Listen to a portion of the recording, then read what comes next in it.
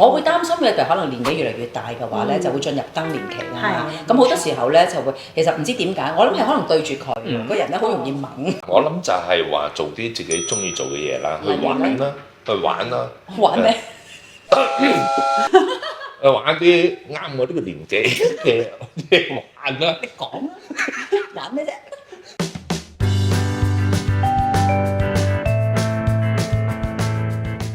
咁另外咧，最緊要一樣嘢咧，原來咧我哋香港人係非常之缺乏嘅，咦？係就係8個鐘頭嘅瞓覺。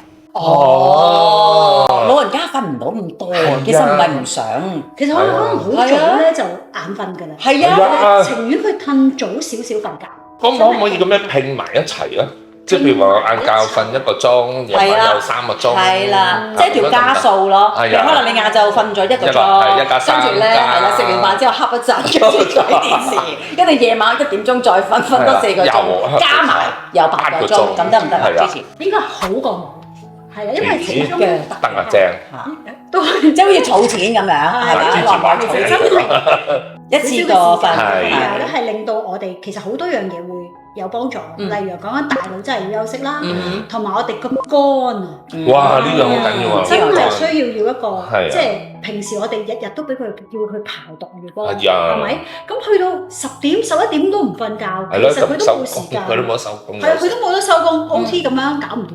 咁所以就住呢個問題，我哋真係要去留意下，就係8個鐘頭嘅即係充足嘅睡眠，令到我哋血管會好咗，令到我哋個肝亦都我記住啦。即係如果啲血管嘅彈性唔係咁好嘅話，咁只需要嘅就喺睡眠方面咧就落功夫，係啦，咁即係自然飲食啦，就會好啦，蔬菜水果啦，係啦，記住要食早餐啦，唔好唔食早餐啦，係啦，唔好煙唔好酒，血管嘅彈性咧慢慢佢會好啲。好嘢。咁所以呢幾方面都真係要留意㗎。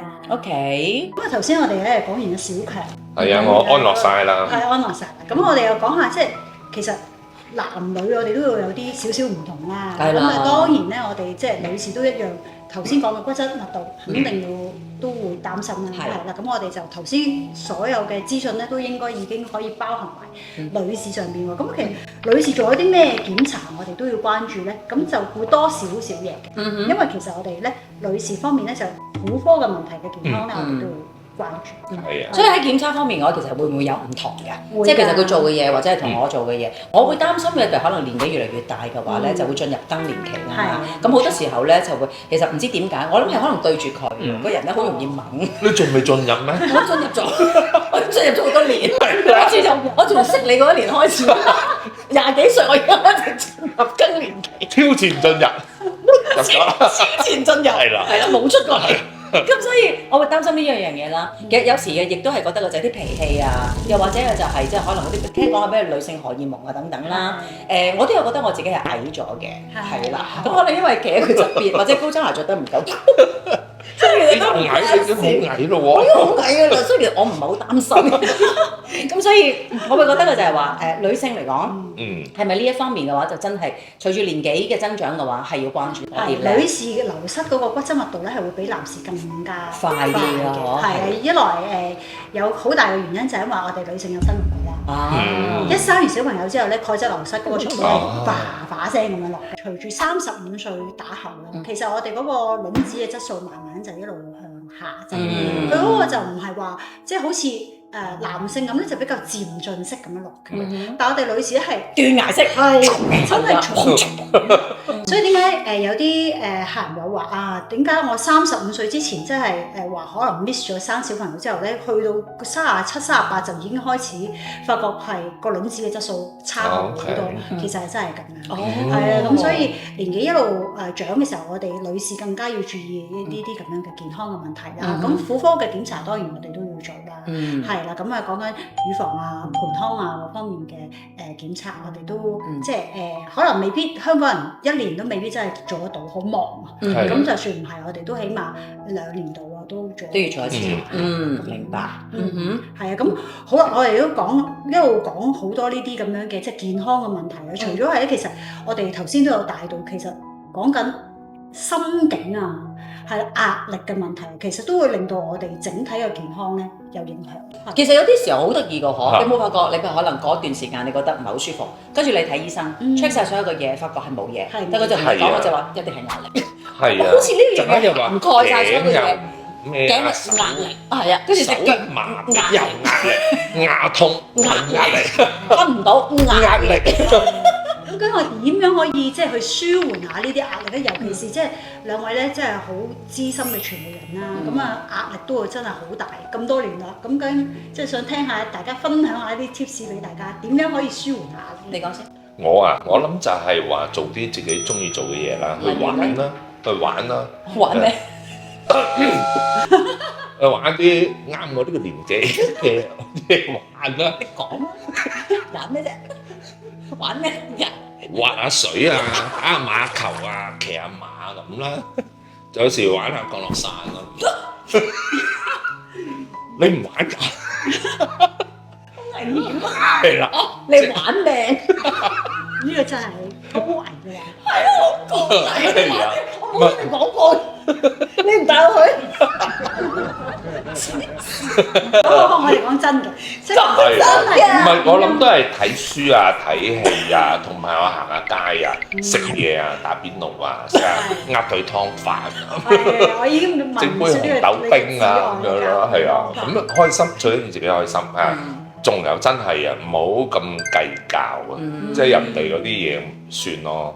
同埋我依家真係好少發脾氣啊，好認真啊！真係嘅咁咯，會開朗啲。但係今日對住佢咧，就輕輕有多少少壓力。哦，啲皮質醇向上飆，直線上升。皮質醇係咩？咁我走先。其實我一走咗嗰啲壓力就斷崖式插水啦，咁樣係咪？係咯，我就唔同嘅。我認真㗎，即係我認真，我就係因為真係年紀咧，我開始會覺得就係個人嘅柔軟度咧係比較重要嘅。咁所以我就每一日我朝頭早嘅話就會早1個鐘頭起身啦，我就會做瑜伽啦。我就點解會覺得好笑？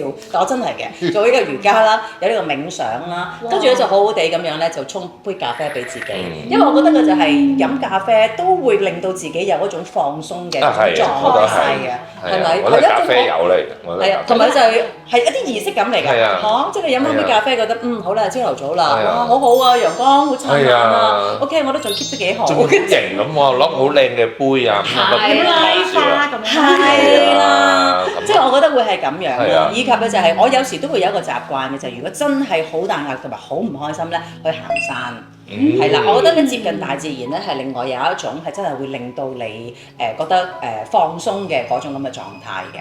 咁同埋嘅就至少你去行山嘅話，又會出汗啦。咁你翻到去哇沖個涼咁樣，你又會覺得就自己為自己嘅健康好似做咗啲嘢，為自己加油咁樣咯。係咪做得好好？係真係。我都有行山㗎，我行鑽石山。真係做得好好，因為每個人咧去釋放壓力嘅方法咧都係唔同嘅。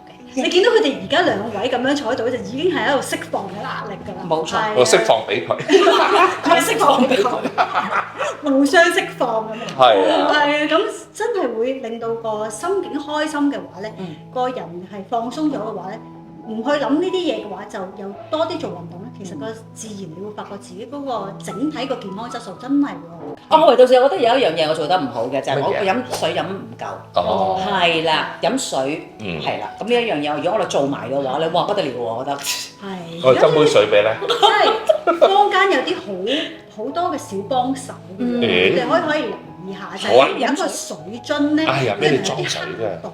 係啊，係啊，佢會提你咧，你去到每一個終點，你飲得夠唔夠？哦，佢發聲啊個樽。佢唔係，佢會有個我哋冇咁，我哋冇咁高級嘅。飲水。嗱，小朋友咧真係有，我見到咧就有一啲係會奶樽啊嘛，佢提佢飲。我想要呢個啊！我都想啊！AI 樽啊！係啦，係有嘅，但係咧大人咧佢就真係一個大樽俾你嘅啫，就有啲刻度，但係肯定會提到你嘅。係啊，嗰啲幾時緊啊？而家好似飲唔夠喎，好補埋，即係9點鐘嗰場唔夠喎，咁你會唔會飲埋嗰轉咧？咁我去提示。你送俾我？係啊，我真係想買個送俾你，好啊，買個咁細個，呢個小貼士，唔得咁大，平啲咁。好啊，咁睇下呢個健康嘅小分享又可唔可以幫到大家咁。OK，係多謝晒芝芝，唔該晒，多謝晒，你好啊。